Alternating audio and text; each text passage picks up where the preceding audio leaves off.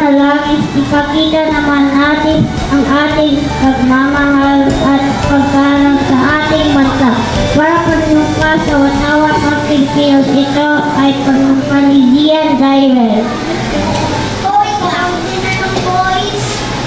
Panunumpa sa watawat ng Pilipinas. Ako ay Pilipino. Ang katapatan nanunumpa sa watawat ng Pilipinas at sa bansa kanyang sinasagisan na may dangal, katarungan at kalayaan. Nanatili ko tayong nakatayo para sa pagkatang kabayan. At ito ay pangunahan ni Athena Candens Q. Pedro. Manasa magbayan,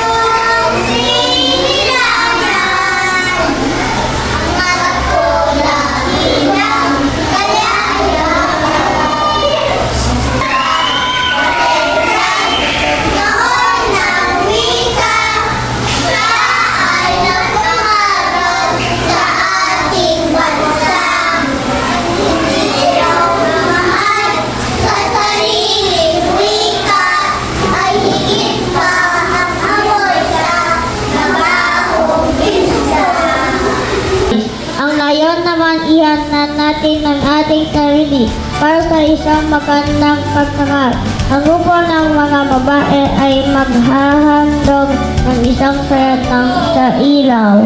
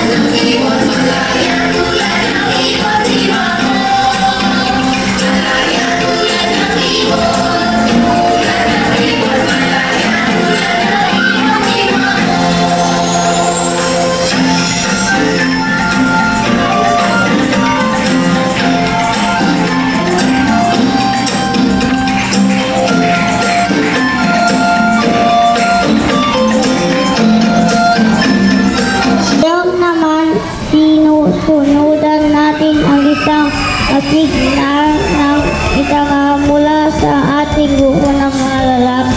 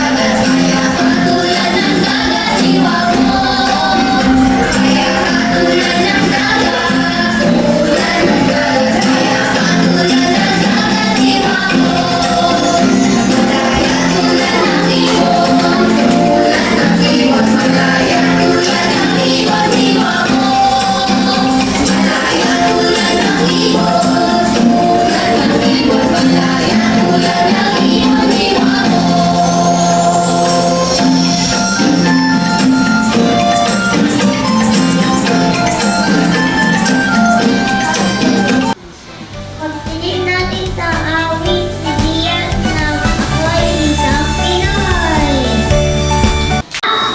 Pinoy na isinilang sa ating bansa. Ako'y hindi sanay sa wikang mga banyaga. Ako'y Pinoy na mayroong sariling wika. Wikang pambansa. Ang gamit kong salita, bayan kong sinilangan, hangad ko lagi ang kalayaan. Kat Jose Rizal, nooy nagwika, siya ay nagpangaral sa ating bansa. Hindi raw magmahal sa sariling wika, ang higit pa ang amoy sa mabahong isda. Dito na po ang nagtatapos ang ating masayang makabuluhang pagdiwang ng buwan ng wika. Salamat din po sa lahat ng batang nagpapakita ng kanilang talento sa pag-awit at pagsayaw.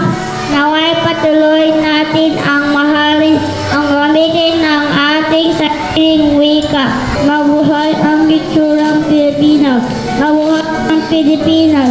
Muli ako po ay inyong maeng PMCE.